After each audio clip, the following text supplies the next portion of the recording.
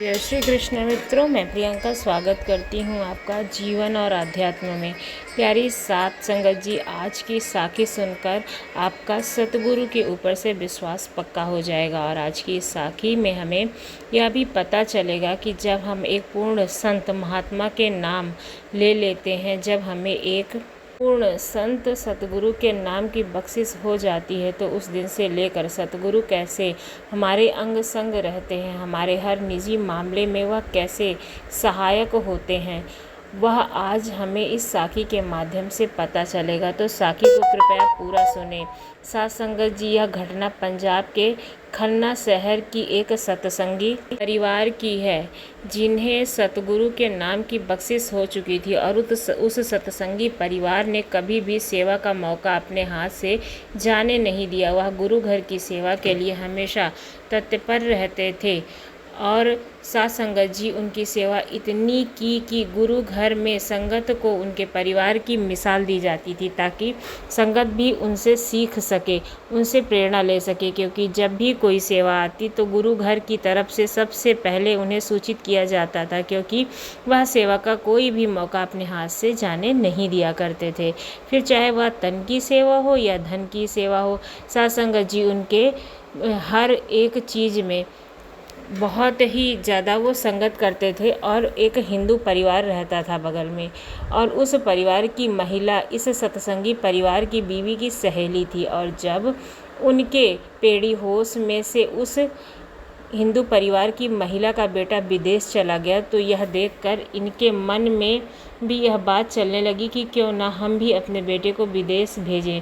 तो वह भी अपने बेटे को विदेश भेजने की तैयारी कर लेती है, लेकिन ऐसा नहीं हो पाता, क्योंकि जब वह अपने बेटे को विदेश भेजने के लिए उसका वीज़ा अप्लाई करती है तो उसका वीज़ा नहीं लगता और रद्द हो जाता है। जब वह दूसरी बार वीज़ा अप्लाई करती है तो दूसरी बार भी अप्लाई करने से जवाब नहीं मिलता है। उसके बाद वह फिर एक बार और प्रयास करती है, लेकिन फिर भी उन्हें जवाब नहीं मिलता है। साथ संगत जी, इस काम में उनके बहुत पैसे खराब हो जाते हैं। जब यह बात उस हिंदू परिवार की महिला को पता चलती है, तो वह भी अपने बेटे को विदेश भेजना चाहते हैं, लेकिन उनका काम नहीं बन पा रहा है, उनके बहुत से पैसे खराब हो गए हैं। तो वह अपने घर जाती है और अपनी सहेली को बताती है कि मैंने सुना है आप भी अपने बेटे को विदेश भेजना चाहती हो, लेकिन उसका काम नहीं बन पा रहा है। जब बार बार रद्द हो जाता है तो तुम्हारे बहुत से पैसे खराब हो जाते हैं। मेरी एक सलाह मानो, जहाँ से मेरे बेटे ने काम करवाया था वहाँ से तुम भी एक बार बेटे का काम करवा कर देखो। तो वह बीवी अपनी सहेली की बात मान लेती है। यहाँ से उनके बेटे ने अप्लाई करवाया होता है, वहाँ से ही वह वीज़ा अप्लाई कराती है, लेकिन इस बार भी उन्हें जवाब वही मिलता है। तो इस बात को लेकर के वह सत्संगी बीवी बहुत परेशान हो जाती है कि अब तो बहुत पैसे खर्च हो गए हैं, लेकिन फिर भी मेरे बेटे का विदेश जाने का काम नहीं हो पा रहा है। और मैं हर पल सतगुरु के आगे अरदास करती हूँ इसका बाहर का काम बन जाए, लेकिन अभी तक सतगुरु ने मेरे फरियाद नहीं सुनी है। वह बीवी बहुत ही निराश हो जाती है कि पता नहीं मेरे बेटे के साथ ही ऐसा क्यों हो रहा है, जबकि सब लोगों के बच्चे विदेश जा रहे हैं और मेरे ही बेटे का विदेश का काम नहीं बन पा रहा है। तो ऐसी बातें उसके मन में चलने लगती हैं। हिंदू परिवार की महिला उसको सलाह देती है कि तुम हमारे पंडित जी के पास चलो, अपने बेटे का विवाह भी अपने साथ लेकर चलो। वह वहाँ जा करके उसके बात करते हैं। जब यह बात उस बीवी को कहती है तो उसके साथ जाने के लिए वह मना कर देती है और कहती है कि मुझे मेरे सतगुरु पर पूर्ण विश्वास है। और वो कहती है कि सतगुरु के घर देर हो सकती है लेकिन अंधेर नहीं हो सकती। लेकिन जब महिला के बार बार कहने पर वह बीवी उसके साथ चली जाती है और अपने बेटे का कुंडली भी साथ ले जाती है। तो वह दोनों उस पंडित के पास जाती हैं और उसकी सारी बात उससे कहती हैं।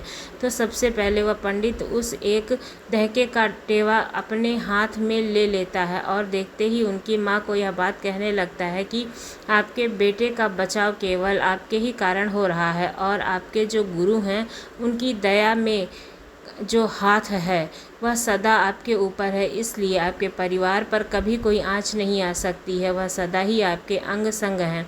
उनकी अपार कृपा आप पर बरस रही है और इसी डेरे के अनुसार ज़्यादा से ज़्यादा सही संभावना बन रही है। आपका बेटा गलत रास्ते पर चलने लगेगा, नशे करने लगेगा और केवल ग्रहों की चाल की वजह से यह सब हो रहा है। लेकिन जल्दी ही आपके बेटे के ऊपर से यह प्रभाव ख़त्म हो जाएगा। और साथ संगत जी, जब यह बात उस बीबी को पता चली तो वह बीबी वहाँ बैठी बैठी रोने लग जाती है, क्योंकि उसे इस बात की समझ आ जाती है कि उसे पता चल जाता है कि मेरे बेटे का विदेश का काम क्यों नहीं बन पा रहा है।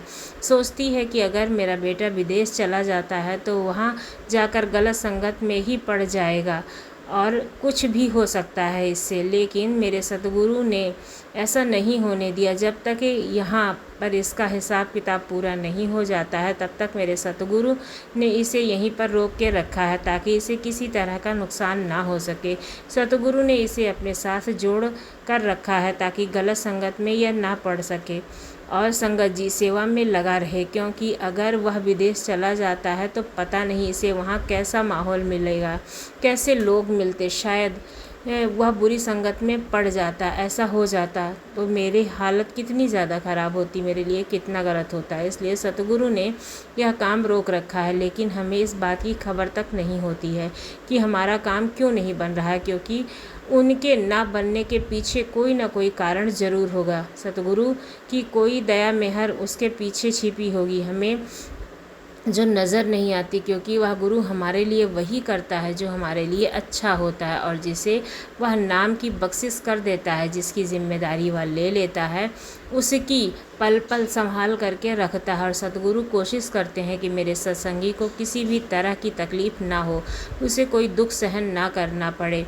साथ संगत जी, वह बीबी सोचती है कि जितने भी पैसे हमारे यहाँ पर ख़राब हो गए उसके पीछे कोई ना कोई वजह ज़रूर रही होगी, क्योंकि अगर मेरी औलाद गलत रास्ते पर पड़ जाती तो पता नहीं क्या होता और कितना बड़ा नुकसान होता, वह कितना बड़ा खर्च होता।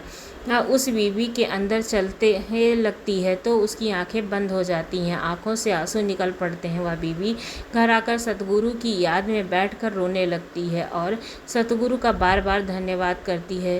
तो सत्संग जी, इस साखी से हमें ये प्रेरणा मिलती है कि जब हमें नाम की बख्शिश हो जाती है उसके बाद हमारे जीवन में कितनी भी तकलीफ़ क्यों ना आती हो, जितने भी दुख आते हैं, वह फिर हमारा कोई काम नहीं बनता है तो हमें चिंता करने की ज़रूरत नहीं है, क्योंकि उसके पीछे भी सतगुरु का कोई ना कोई राज ज़रूर छिपा होता है। और ना ही कोई राज अगर है तो वो हम समझ नहीं पाते, वो समय की गति के कारण होता है। लेकिन सतगुरु भली भांति उसे जानते हैं, सतगुरु वही करते हैं जो हमारे लिए अच्छा होता है। तो सत्संग जी, मालिक के घर में देर हो सकती है पर अंधेर नहीं हो सकती है, बात अक्सर सत्संग में भी फरमाई जाती है। और जब हमारे साथ जीवन में ऐसा होने लगता है तो हमें निराश नहीं होना चाहिए, बल्कि उस समय भी हमें ज़्यादा से ज़्यादा भजन सिमरन करना चाहिए और उस मालिक पर, उस सतगुरु पर विश्वास होना चाहिए, उसका मार्गदर्शन करना चाहिए। हमें एहसास हो सकता है कि अगर हमारा कोई काम नहीं बनता है तो उसके पीछे कोई ना कोई वजह ज़रूर होगी, कोई ना कोई बात ज़रूर छिपी हुई होगी जो वह हम पर समझ नहीं पाते हैं, उस समय समझ नहीं पाते हैं। तो हम उस मालिक की रज़ा को समझ लेते हैं। जब हमें समझ आ जाता है, जब हमें वह बात समझ में आती है कि ऐसा क्यों हो रहा है, उसके बाद हम सतगुरु के आगे कोई प्रश्न नहीं कर पाते हैं, कोई सवाल नहीं कर पाते हैं हमारा यह काम क्यों नहीं बन रहा है, क्योंकि हम अपने सतगुरु की लीला को समझ लेते हैं, उससे भली भांति जान लेते हैं और हमारे सतगुरु हमारे लिए जो भी करते हैं वो अच्छा करते हैं। अगर आपको ये साखी अच्छी लगी हो, ये बात अच्छी लगी हो तो हमारे चैनल को लाइक करें, शेयर करें और सब्सक्राइब करना ना भूलें। धन्यवाद।